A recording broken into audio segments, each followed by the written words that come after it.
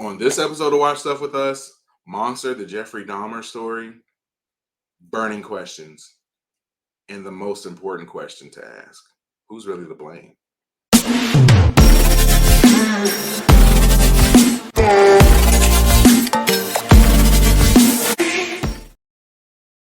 Thanks for checking out another episode of Watch Stuff with Us. I'm JD. Please hit the like button, the subscribe button, hit that notification bell so that you're notified each and every time we go live.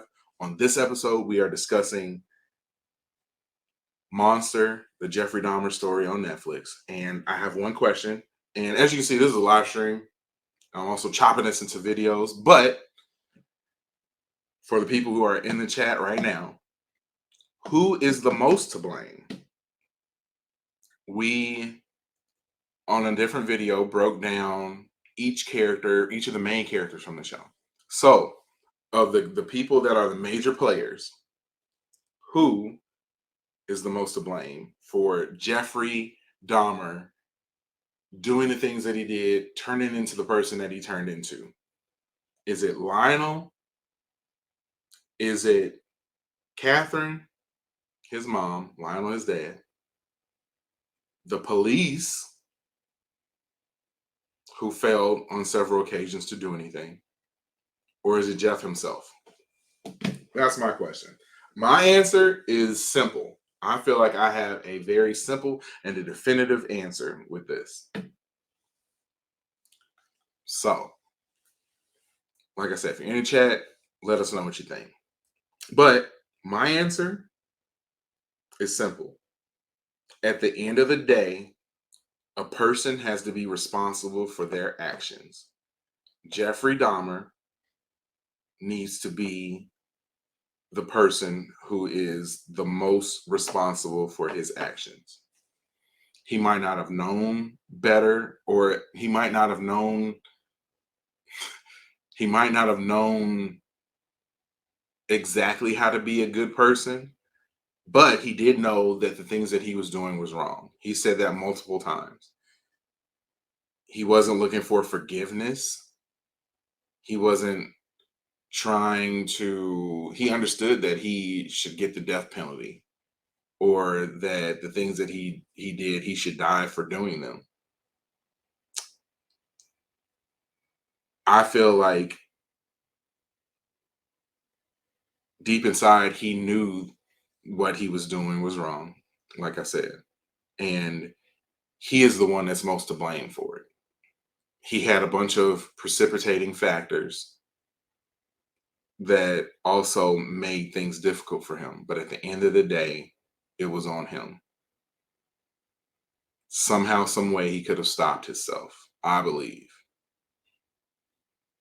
So if I had to place blame, the majority of the blame would go on him. And that is not to say that there are not the other people who we discussed aren't very much to blame, but he is the most deserving of the blame. Let's go to the chat real quick.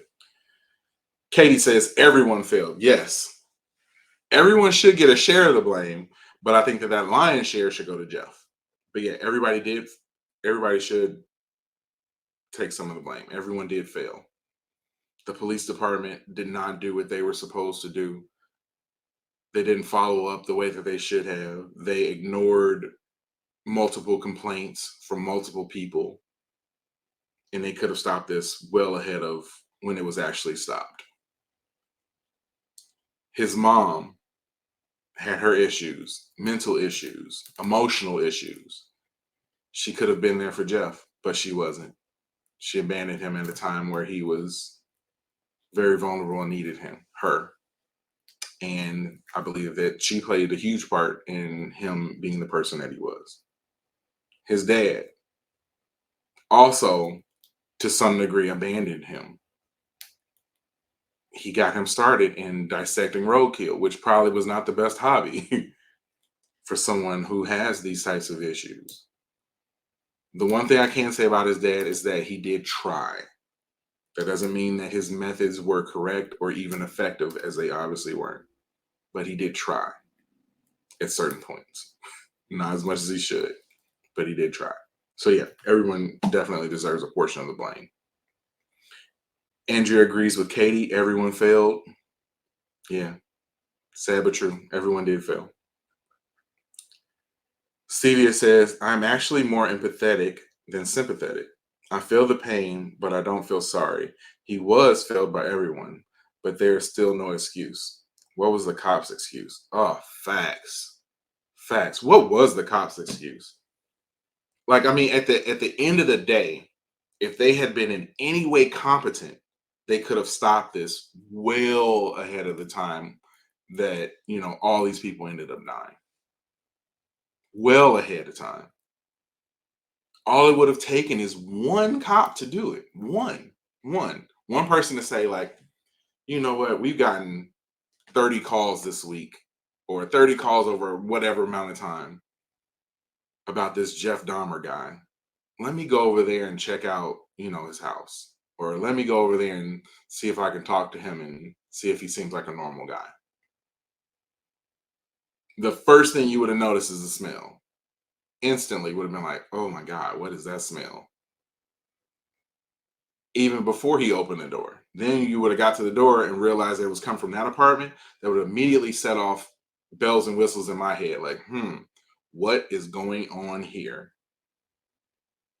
But I guess there had to be some sort of caring on the cops' behalf to want to figure out what was actually going on. And I guess they didn't care at all. So, yeah, that was gross negligence on their part. All it would have taken is just one cop, one person to actually care and want to make things better, which is beyond sad. Beyond sad. Ian, what is up, sir? Welcome back. Welcome back. I just watched episode 8 earlier, and it was insane how the cops who escorted the boy back to the apartment were brought back on the police force. Yeah, it gets better. Their story definitely gets better. So watch it all the way to the end because there is more from those two cops.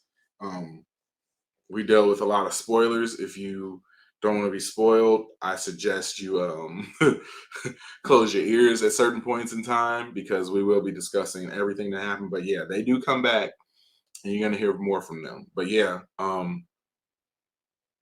it's it's a sad state of affairs when people who can be so embroiled in controversy in a controversial situation obviously showed some sort of negligence were allowed back on the force. And those are the people that are supposed to be protecting us. I understand that you can make mistakes, but there are certain mistakes that I don't think you can come back from. And for them to be, returned to the force after showing that gross negligence. And then the worst part, like you can say one thing about them not pursuing the situation or not trying to make things better or not, taking the kid away. That's one thing. But then the comments that they made afterwards, which were legitimate comments, like they really said these things over the radio about needing to be deloused and all that stuff. Like that just shows the type of people that they were. So that really revealed who they were and showed that they were not good people. Sad. Sad. It's sad.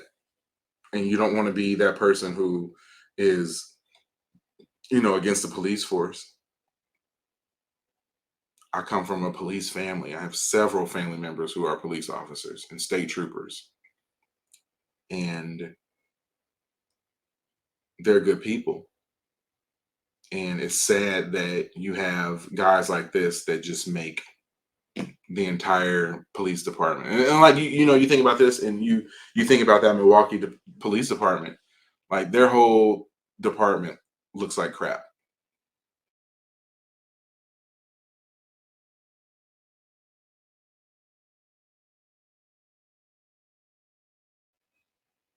I'm sure they look like crap again. But yeah, thanks for joining us, Ian, man. Go finish watching the rest of those episodes after this is over, though. Katie, Cops didn't want to do their job, didn't want involved.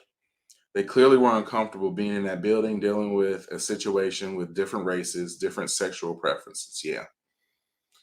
Like if you're there to protect and serve, it's not to protect straight males. It's not to protect straight females. It's not to protect white females or black females or whoever. It is to protect and serve everyone.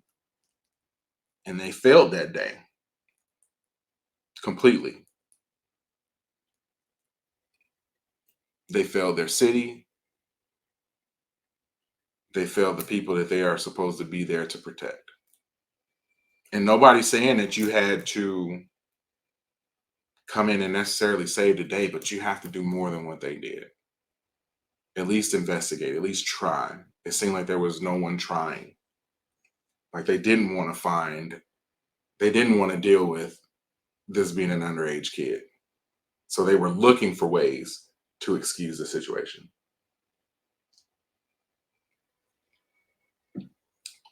which is sad. Andrea says. Exactly. So many people would have lived. Yeah. It's horrible when you think about it like that. You think about how many lives could have been saved if somebody just gave a darn. One person. That's all it would have taken. One person to at least try, at least set off some sort of alarm bells, at least. But they didn't. So, who is to blame in this situation? Who deserves the lion's share of the blame? Leave your comment below right now. Should it be Jeff? Should it be his mom? Should it be his dad? Should it be the police force? Who deserves the most blame? Drop that comment below. Hit the like button. Hit the subscribe button. Hit the notification bell so that you're alerted each and every time Watch Stuff With Us goes live. Thank you so much for tuning in. I am JD. Later.